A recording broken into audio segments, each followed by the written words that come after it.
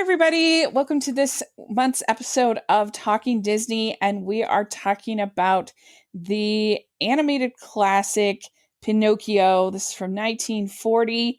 It is the second film from Walt Disney Animated Studios. And it's going to be a lot of fun to talk about. I'm film critic Rachel Wagner, and Stanford is here. Hi. Yes, it's so fun. We haven't had to do many of these, or I guess they've been pretty spaced out. These They classic have golden been era, spaced out. yeah. Yeah. Because we did do Dumbo, but it was last year, and we Right. did Which Snow seems White like, at the beginning of the year. decades ago. It does. It really does. And so I've been excited to talk about Pinocchio, and it's interesting because it's such a different experience watching these films for the podcast than it is just a casual viewing. And I really enjoyed it in this in taking notes and really thinking about the artistry and really thinking about the kind of thinking about on that level, because it's not one that I grew up loving. I have to say about Pinocchio, it was too scary for me as a kid, and it's one that I've had to kind of grow to appreciate and love as an adult, and I do love it now. But especially, we'll talk about the donkey scene, but that was terrifying to Oh, me as a child. hello. You know who you're talking with. The biggest wuss, movie wuss ever. I'm with you. Pinocchio was always. It was a combination for me. It was kind of like the Wizard of Oz. There was so Mhm. much of it that I loved to watch as a kid, and then when the monkeys show up in the Wizard of Oz, and then in this one, yeah. I mean, I think Stromboli actually is pretty scary, and Yes. then then that whole Pleasure Island sequence, forget about it, terrifying. Well, and even Yeah. even Monstro, I Mhm. mean, I don't necessarily remember this. My mother tells me this story or told me this story that when I was young and they took me to Disneyland, I think that I went for the first time when I was 5 years old. I Mm. refused to go on that Storybook Land ride because you had to go through Monstro the whale's mouth, and I'm just like, Yeah. no, there's no That's way. I mean, fun. it's terrified. And finally, I mean, in a loving way, they made me do it, and then of course I loved it, just because, as they knew I would, just to get through that. But anyway, terrifying, Yeah. terrifying. I agree. I think I don't remember what I thought of the rides at Disneyland, but the pretty much every part of Pinocchio scared me, but especially Pleasure Island Oh, really scared Pleasure me. Island. Oh, my stars. And even this rewatch, it's like, yeah, no wonder I was scared. I mean, it's Yeah, terrifying. it is terrifying. Yeah. And I just think so they're making a live action version of Pinocchio, Ugh. and I'm just thinking, how can they do that? I've never seen any other versions. There's a version with Martin Landau. There's like the Yeah, and I think I'm Disney gonna say, version. isn't there one with Drew Carey? Isn't there, or am I making that up? The Isn't there? only other version I guess I've seen is on Once Upon a Time. They have Pinocchio as a Okay. character in Once Upon a Time from the early seasons. But yeah, I just think, how do you do that and make it? It's going to be terrible. Yeah, and Awful. this is not not from Disney Studios, but Roberto Benigni has got Yeah. that new version of Pinocchio. Is that That's, a new that's version or is it a recut of his original film? I Oh, have no that's a idea. good. That's a. You know what, Rachel? That's a good question. I don't know. I just know that it's. I think playing in select theaters. I'm not sure if it's in our market. Yeah, maybe it Yeah. is. One of my friends on Facebook, she saw it and she was like, that was a weird experience. Yeah, I was like, oh wow. But it's definitely one that has had to grow on me over time. And I've always, it's always been beautiful. The artistry is incredible, and the music, and it has some really good things about it. But it's one that's had to grow with me over time. With is Pinocchio, yeah. and so it starts with Jiminy Cricket narrating and then singing "When You Wish Upon a Star." Which clearly the classic Disney song. or Mhm. one of them, if Yep. not in, like, in the top 3, right? Yeah, I mean, it's basically the theme song for Disney as a Yeah, corporation. absolutely. You Wish Upon a Yeah, and Star. it's the song that plays at the title card for their films, and, it's just yeah, it's the Mhm. classic. Yeah, and it's Lee Harline and Paul J. Smith who did the music. They won an Oscar for the song.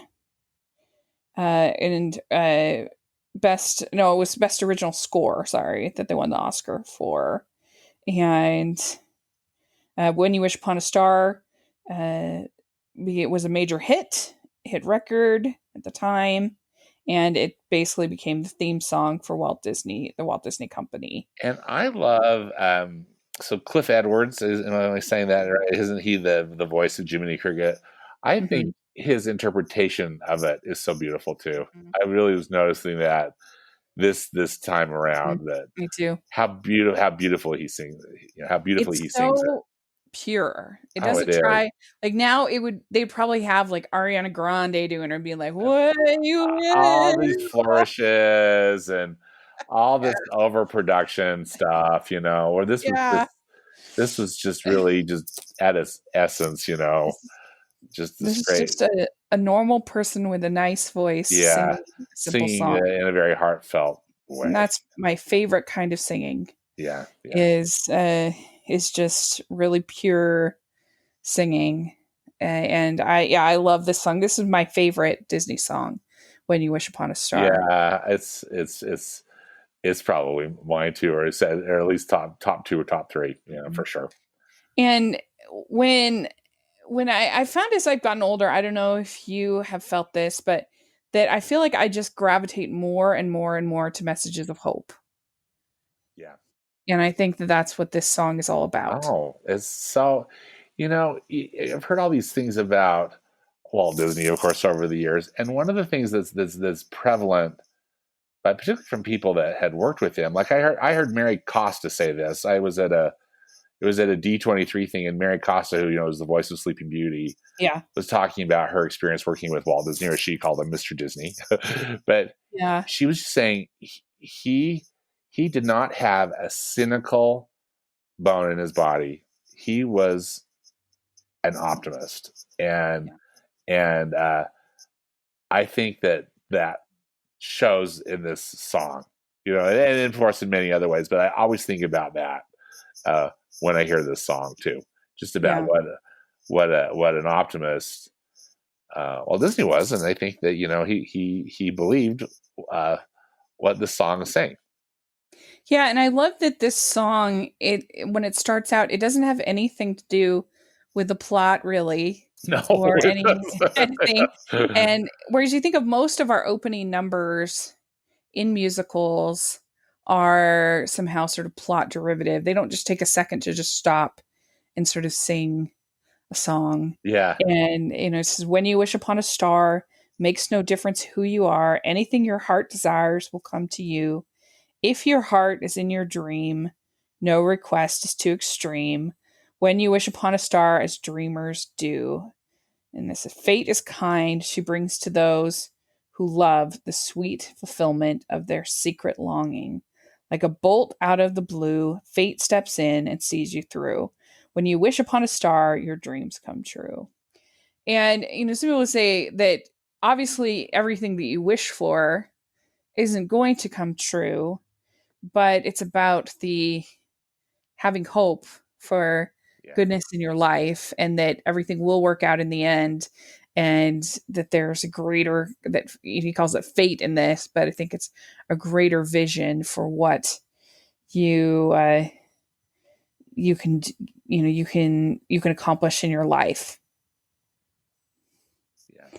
And I think Lee Harline, the uh that Lee Harline, he's actually the uncle of one of my friends, the great uncle Oh, of one of my really? friends. Yeah, Oh, interesting. I actually asked her if she wanted to come on the podcast. She couldn't, but yeah, that I don't know if he has connections to Utah or just I don't. I will probably cut this out, but he might be Mormon, maybe. Oh, interesting. The Caroline. Um, and but anyway, there's definitely a Yeah, you hopeful know, he was born in Salt Lake answer. City. Yeah, so I was right. Okay, Yeah. so yeah, And they joined the Church of Jesus Christ of Latter-day yeah. Saints, and yeah. So there you go. And so there you can kind of feel that belief in a creator and the hope in the song, I think. One other thing, and of course we can cut this, but he studied piano and organ with J. Spencer Cornwall, who was uh, a conductor of the Mormon Tabernacle Choir, Oh, and really? Yeah. then he moved to California in the 20s, and worked at radio stations in San Francisco and Los Angeles, Mm, and then got hired by Walt Disney, yeah. where he did a bunch of silly symphonies and then Pinocchio. He's amazing. He's Yeah, amazing. And so what do you think of Jiminy Cricket as our sort of our sidekick in you this? know, I like Jiminy Cricket as both the sidekick and the narrator. Mhm. And you know, I've always found him very appealing. I think part of it is this. I think that the way his character design is so appealing. That's something that I always gravitated to as a kid. I believe it was Ward Kimball who was the supervising animator on Jiminy Cricket. I hope I'm not wrong on that. I Mhm. might be, but he just has such an appealing design. I think Cliff Edwards' voice is so good, and I just like, you know, I think just over time how he's used Jiminy Cricket's used a lot. It's one of the few things I like about Fun and Fancy Free is how you know, Mm, Jiminy true. Cricket shows up. That's I mean, it's random, you know. Yeah, it's true. But Yeah. you know, I don't know if you remember, or if you've seen some of these. It's I could have, and I don't know how. I think I can't remember if this is stuff that I got to see at home, or if some of it they showed when I was in elementary school. But Disney did these educational films, and Jiminy Cricket was the star there, and his song was "I'm No Fool." And Oh. I should find some of these on YouTube and try to send them Oh, your were way. those like the sing-along videos? Well, they could have put some of them on sing along, but they were honestly, but as I recall, they were like safety videos, like how to Oh, be safe with electricity or how to be safe with different things. Anyway, but Jiminy yeah. Cricket, it's all, you know. Yes, yes, yes, and yes. I think Jiminy Cricket's great. What do you think about him? Yeah, I think that he's cute. I have no problems with Jiminy, and he makes for a fun narrator. They start with him being kind of a tramp almost type of Well, character yeah, which is with his interesting. Yeah, he's like hat a and tramp his. kind of, yeah, down and out in a way. Mhm, Yeah. mhm. And I think it's interesting that they have Geppetto being, in many ways, a very maternal character that you typically wouldn't see. I feel like even in the father characters that we have in movies like Beauty and the Beast or things like that, they're not quite in the same way that Geppetto is, or he's a single man, and yet he is so wants a child, uh, and he's such a nurturer, and I feel like that's unusual even today. To have that kind of male character in a film. It is unusual, isn't it? Because I think today he'd get portrayed when there would be something kind of sinister about him or something, you know, shadowy. Whereas in this case, yeah, he's this single man, but Uh-huh. he's just this sweet, pure intent, you know, with well intentioned, you Yeah, know, and and and he lives in like the most charming space ever. I mean, all those clocks. I just love I that do like when. so much, you know. Yeah, I I do like when Jiminy's like, "Be quiet." I do too. That's so funny. It's so fun, yeah. Have you ever read the book that this is based off No, the? see, No? I've never read the book, and I think one of these years I just need to. Mhm. You know how I lived in Italy for a while. I was a missionary Yeah. for the church there in Italy as a a college age student, and or just college age, Yeah. person. But uh, I lived in Florence for a while, and I'm not sure if that's where the book originated, but they all over Florence. I mean, Florence is a very tourist driven place, but they have these wonderful little Pinocchio dolls, in all shapes and sizes. But it's a pretty there's a pretty classic look to them. It's not they don't look at all like the Disney version, but still. Uh, I have some. I think that they're cool. And again, it's just like one of those. Come on, Stan, you should read this book. Read this book. Have you ever read it? I never have. I never read it, but I've heard that it is a lot darker Dark. than Yeah, that's what I was gonna say. That's what I even this remember. Yeah, I movie. remember hearing it's dark. It's by Carlo Collodi Yeah, from 1883, the novel. And so, yeah, it's interesting. Then they went back to try to adapt it, and they added the talking cricket. yeah. And And Collodi, I'm just reading Rachel. He's from the Tuscany region of Italy, where Florence is. So that's I think why there's a lot of mhm. Pinocchio stuff in Florence. Anyway, sorry, I Yeah, no, digress. and I think that this story, I think you appreciate it a lot more if you look at it in the terms of like a fable or a morality play, Yeah, which was something that they did a lot at the turn of the century.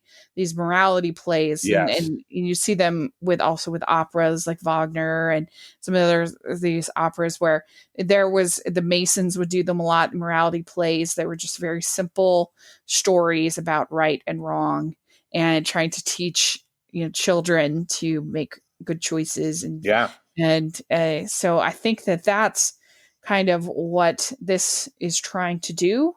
That it's pretty simple. It's all about trying to teach Pinocchio not to lie. Right. Not to lie, to uh, be good to others. To put other people first in a way. Right. To be unselfish. Yeah.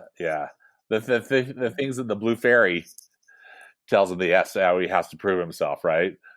Yeah, and I like the Blue Fairy a lot. Brave, truthful, and unselfish. I think are the three things, Rachel, that she Mhm. says he has to prove himself Right, that's as. right. Yeah.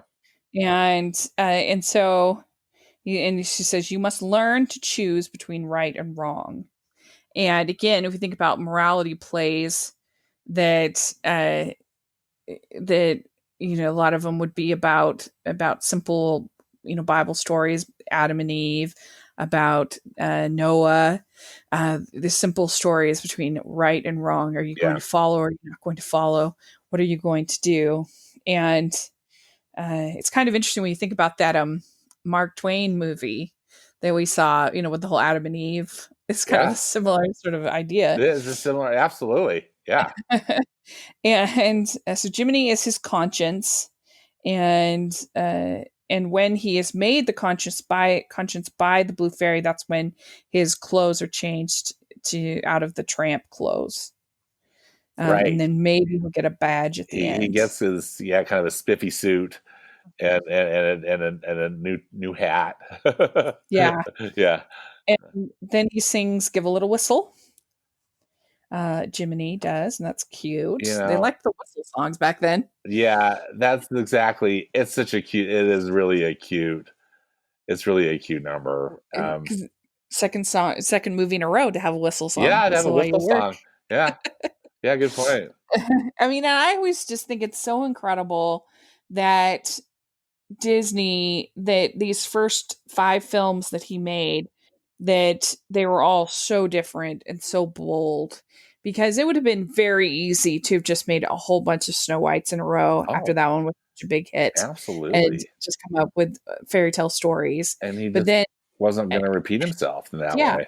but then he comes out with Pinocchio. Could you think of a more different movie to Snow White than Pinocchio? I know. It's Unbelievable. it's really true. Mhm. It's really true. Yeah. Yeah, and then Fantasia, so different, Yeah. and then Dumbo, and then Dumbo and Bambi, Bambi. I mean, just so so opposite. yeah, so different, and I just admire that so I much do that too. he did not take the easy path as a businessman, that he really pushed for more creativity. I really admire that, and then I uh got to tell you, Rachel, this first, and I don't know if it's like the first 20 minutes. In fact, I meant to really look at the time, but I got wrapped up because, again, I, really was enjoying rewatching this film. But that first 20 minutes of Pinocchio, I mean, honestly, what's cuter or more yeah, charming than I that, that's what I wrote. I said Pinocchio is so cute. Yeah. He's The so cute. opening, it's like, no, and I just think as a kid, no wonder I love this portion of it. Mhm. And then, the horror And that comes in. he's a totally innocent character. Yeah, That's why he has to be taught to do between right and wrong. I mean, he burns his finger in the fire, and because he doesn't he understand. doesn't He's understand. Yeah, he's just naive. yeah. Yeah. And I also do think it's very strange in this movie that you have an anthropomorphic cat in Gideon, and then you have the regular cat in Figaro. So in this world, they are both Yeah, happening at the they're same time. both. It is kind of weird, isn't it? Because Figaro the cat, and I'm not a cat person, but that Yeah, is, I mean, I just think, man, if I could have Figaro the cat, yes, please. I mean, he's yeah. just so So adorable. And even Cleo, I just love I love Cleo the fish. She's reminiscent to me of the some of those fish that were drawn in the Nutcracker Suite in Fantasia. mm. Uh, Oh yeah. kind of those their fins is a veil, Uh, almost. But still, I just love, and I love how Figaro and Cleo are with him the whole movie. Like, how they travel with him when he's yeah. in the whale's mouth and stuff, as we'll get to. Yeah. He Anyway, is very dedicated to his pets. I know. It They go really on, works for me. I love even it. in even into the whale. Yeah, yeah, Um, and so yeah, this is when the fairy says to be brave, truthful, and unselfish. And then then he sends him off to school, and I'm thinking, Geppetto, he's probably not ready that for that yet. I know. And Probably not that's ready. where everything goes south too. Yes. Uh, Um, yeah, and Honest John and Gideon come, and they promise him the easy way, right. fame, applause, the theater. Because I mean, here they are. They're two con men, right? And they're gonna try to pull a fast one on Stromboli, who they've tricked in the past too. But yeah, trying to sell Pinocchio on being an actor. I wonder too if a lot of this. I mean, it's sure derogatory towards acting as a profession. Yeah. In this film. I Be wonder an actor's life for me. if they So, had if they had issues with some of this, or if they're making fun of it. I don't know, but yeah, but it's just so random. I would love to know, and I couldn't find it anywhere, why they decided to make them anthropomorphic. It makes no yeah, it sense with the doesn't rest make of the any story. sense. There's there's no other aside from the I guess the donkeys, but they become full donkeys. They're not anthropomorphic, Yeah, and so there's no other anthropomorphic characters but Honest John and Gideon in yeah. this I don't story. So understand why are that, they? and I wonder if some of that's possibly in the source material. You Oh, know, maybe. so we'll have to, well, maybe one of your wonderful followers could enlighten us on that. Yeah, let Because us know. yeah, no, I'm with you. I don't know, I but I think got to it's tell you so that funny. the I'm always impressed. Particularly watching Pinocchio as an adult. The I mean, every shot in this movie is gorgeous, but I think they use some really interesting quote unquote camera angles in this high diddly d sequence, in Actor's Life for me, because some of it is shot from overhead. So they just use all these really interesting perspectives, and I mean, they didn't have to do it that way, but they did, and I think it just makes it all the more artistic and interesting. Yeah. And they say here, and this is on the Wikipedia, that says that that this is a story purposely constructed by Disney to appeal to both boys and girls. Said that it's a simple morality tale, cautionary and schematic, ideal for moral instruction, save for some darker moments. So that it's a favorite of parents of young children, which makes sense because Yeah. as if you're a parent, you really don't want them to have sort of deep philosophic debates and questions about right and wrong. You Right. want your child to be safe, and Yeah. so you have to say, no, don't do that. Don't participate. Don't put your hand on the stove. It'll hurt you. Hmm. Don't do that. That's very. And then it's as they get older that you have sort of the more in-depth conversations. But when they're little, you need them to just be obedient for their own safety. Yeah. And so that's kind of the same idea of Pinocchio, I think. Hmm. And then Yeah, I I think agree. the artistry kind of comes from that sort of basic idea of following him from one problem after another, following him, and it comes from that sort of simple ideas going on. And so then you have yeah, hi diddly dee, an actor's life for me. And then Jiminy whistles that he whistles to stop Honest John and Gideon. And that's when you get Gideon hitting himself with the mallet, Yeah. which I liked. That was Yeah. funny. Yeah. And so then uh, Jiminy tries to convince Pinocchio to go to school, and that's when he ends up with Stromboli and the this we get I've got no strings, Yeah. which is a That very iconic it's so sequence. iconic, and that whole sequence is so masterfully animated. I think too. They just really bring that to life in such an amazing way. Mhm. Um, yeah, and of course, Pinocchio becomes like an instant hit with the theater goers, right? Yeah, of course. Who are going to Stromboli's show. Did you find it shocking when Stromboli tells Pinocchio to shut up? Well, yeah, I mean, yes and no, because that part always, of course, you go from something that's just incredibly adorable, the I got no Yeah. shoes. Although Stromboli, you always wonder about him just because you can tell this. I mean, this man's got a temper, right? Hmm. And that he's a real slave kind of, you know, slave driver or whatever, however the best way to refer to that as. But so I find it yeah, so it is shocking, but also just like, well, it's his character. This is just Yeah. but It how do you just take it? well, just for 1940, I feel like the phrase "shut up" is kind of Yeah, shocking in a Disney in a film in a from that kind of era. fairy tale. Yeah, Yeah, it's pretty yeah, strong language, I feel like. yeah. And so, I mean, like we weren't allowed growing Oh, up to say "shut those, up." yeah, we couldn't say that word either. That was just, yeah, Away, away. not allowed. And And so then maybe that's Japan, why it worked, because it's just like, yeah, here's for me, like, here's here's the bad guy, and he's saying bad words.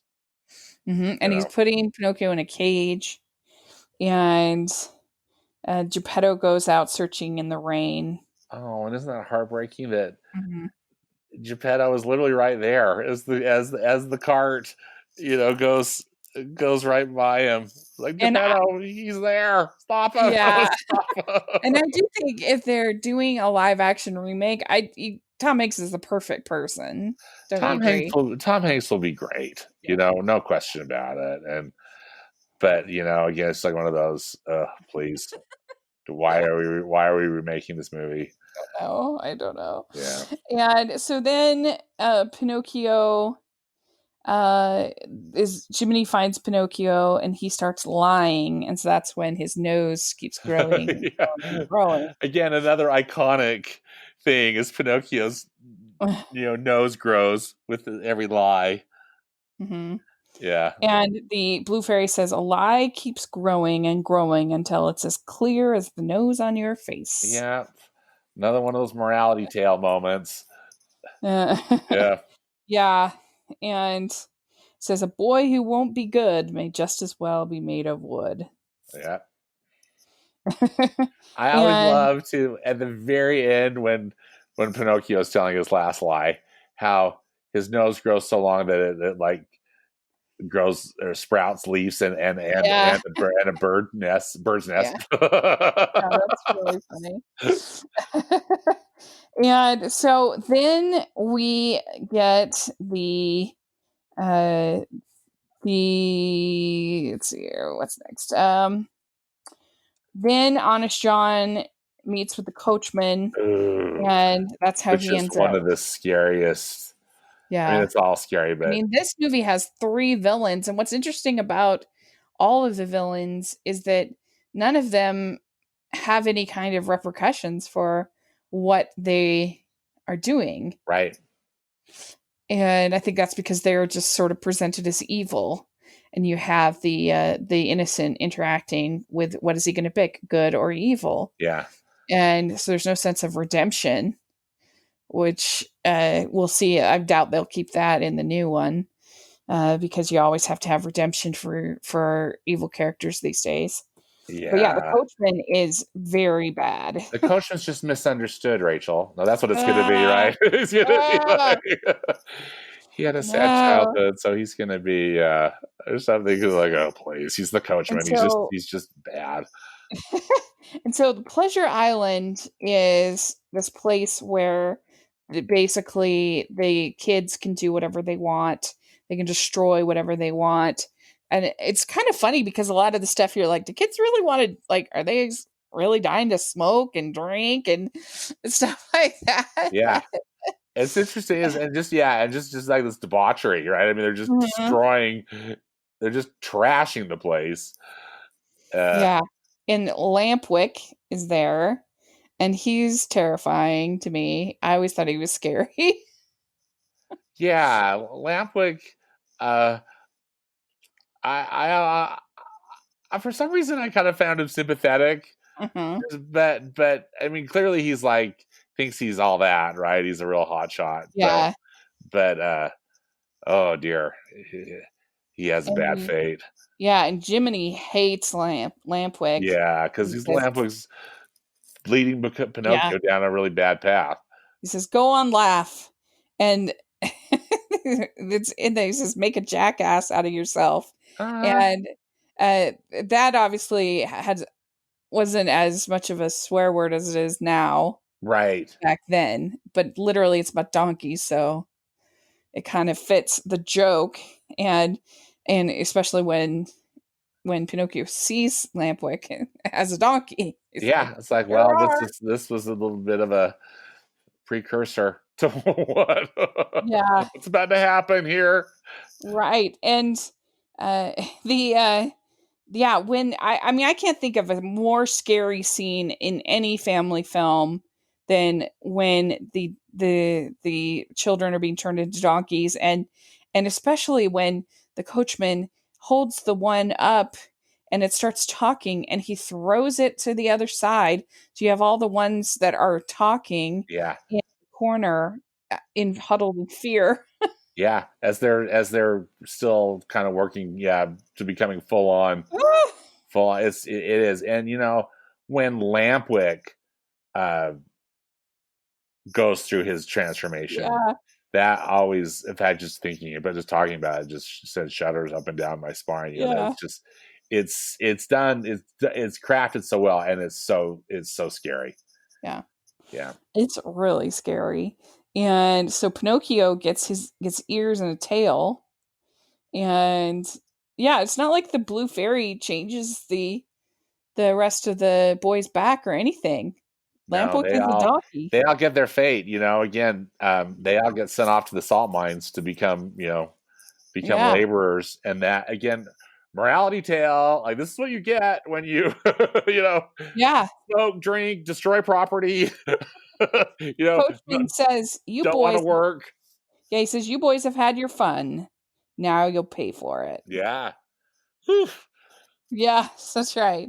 Like, okay, Uh I'll be good. I promise I'll be good. yeah, and so Scaring then us all into submission. yeah. And so then they dive into the ocean, and then they are, I guess they swim. They get home, and Geppetto is gone. And there's a message that he's in Monstro, and so Pinocchio goes to rescue Geppetto, and I uh, view Monstro as a villain too, Rachel. Do you oh see it yeah, that way for too? sure. Yeah, there's definitely three villains, Yeah.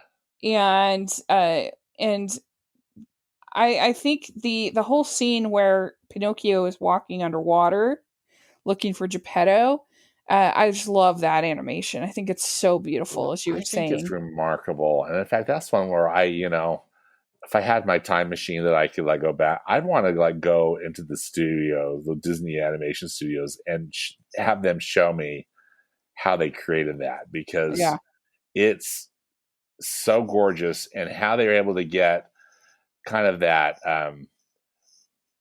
focus or just the way that how you feel like you're underwater. yeah, and all the Yeah, bubbles, yeah. I unbelievable. mean, all the endless bubbles that they're drawing, and the way that just the way that water moves, they capture that, and that animation is really amazing. Yeah, it's definitely one of the best parts of the Oh, film. it's remarkable. Yeah, Mhm. And Geppetto is getting hopeless. He says, "I'm afraid we're done for."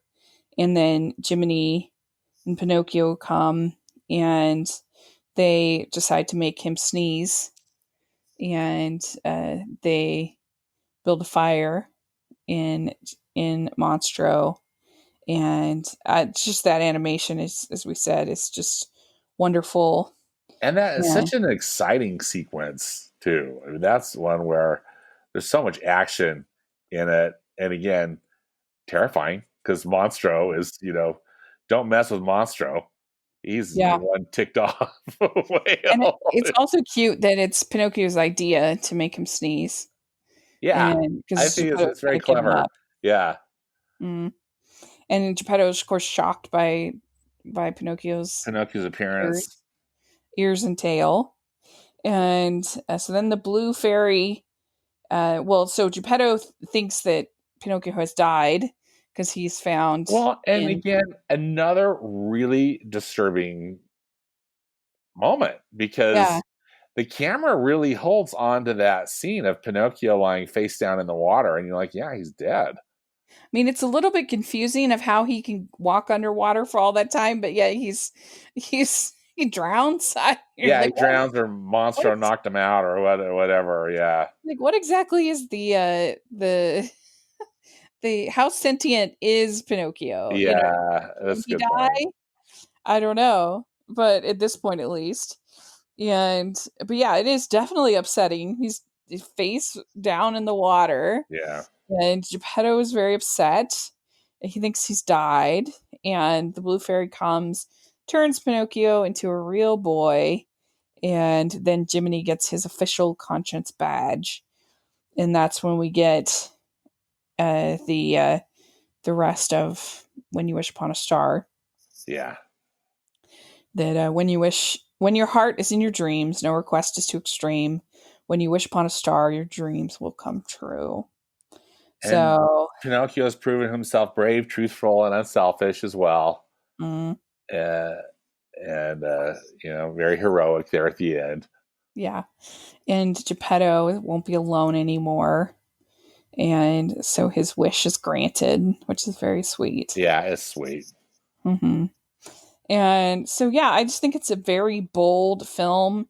It's definitely one that keeps improving every time I watch it. I think I like it more and more.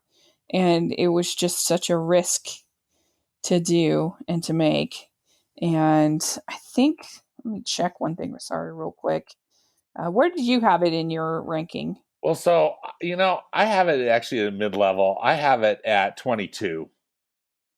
And one of the reasons it's so low, this is hard for me because I think, and I think many also, other people in the animation community would view this as one of the finest animated films ever made. And I would agree. I think as far as just like the artistic merits of this film are incredibly high.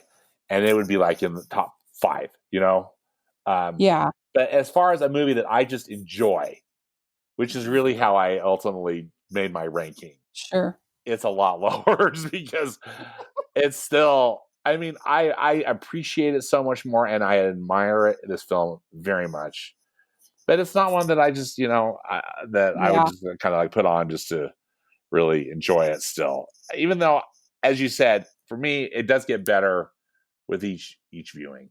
And Yeah. Well, my last ranking, I had it at 20. So oh, not okay, so we're kind of yeah, and that was in 2017. So okay. so very good. All right. Well, let's figure out what we're going to talk about next. All right. Oh, and then we have actually first I'll read. Oh, did you get some? We got lots of Twitter Oh, comments. good. So let me read those. Okay, so Lara G, she says, I was scared of Pinocchio for years. But when I revisited it for the first time in decades at the 2015 TCM Fest, I enjoyed it, though it still disturbs. Jiminy Cricket, Figaro the Cat, and When You Wish Upon a Star are magic. Matthew D. Klein, he says, wow, Pinocchio was a great film to immediately follow Snow White. It has excellent characters, fun songs, a great story, and it's great that When You Wish Upon a Star has become an iconic song in the world of Disney. Not Your Normal Guy, he says Pinocchio is one of my favorites. The multi-plane use on the zoom into the city is my favorite, Oh and the yeah. movie is just beautiful. Not to mention, Pinocchio is a very relatable, rebellious child. Uh, Film critic William Bibiani, he says Monstro scared the crap out of me as a child and as an We're not adult. alone on a lot of this. And as an adult. And Susan S. Weasley says, I've always liked it. The movie takes the time to show the consequences of lying, even when its victims are caught. Geppetto puts up with a lot, so Pinocchio is going to learn one way or another. Oscar Salas says it pushed technology more than any other Disney film in his context. Also, in Latin America, has the best dubbing ever. Also, translated songs and his music was ripped by iconic Latin American shows. It's a great transculturalization tale, which I thought was interesting. Oh yeah. I didn't know that. There's so many comments. I can't read them all. We have Justin Watches Movie says my favorite Disney movie and uh, JFD8 says never saw it until middle age with my kids, and even now the shadow scene keeps me awake. So there we go. There's some comments, so we appreciate that. But let's see what we're going to talk about next. Yes. Um, The random number generator. that's right. The Hunchback of Notre Dame Oh, it's come to that. finally come to that. Uh, So that's what we're gonna do for all right. February. Happy New Year. Let's ring in. It'll be interesting to talk about. It's an It will. interesting movie. It's not my favorite, but it's interesting, and Yeah, I know a agreed. lot of people love it. So I know. I do too. I know a lot of people that really love this movie, and I'll be excited to talk with you about it. good. All right. Well, that's what we're going to talk about next month. So look forward to that, and let us know your thoughts of Pinocchio. We would love to hear in the comment section or on Twitter. You can find us at Disney Talking on Twitter. We'd love to hear your thoughts there. And Stanford, where can people find you? On Twitter, I'm at Stanford Clark, and I have a movie podcast and blog at moviespastandpresent.com. Great. And you can find me at Rachel's Reviews, all of our social media, iTunes, YouTube, and on Rotten Tomatoes. And if you are listening to the podcast on iTunes, we sure appreciate your ratings and reviews. That helps us so much. We also have our merch store, which has a lot of fun stuff. And so check that out. And thanks again. And we'll talk to you all next month. Bye, everybody. Bye.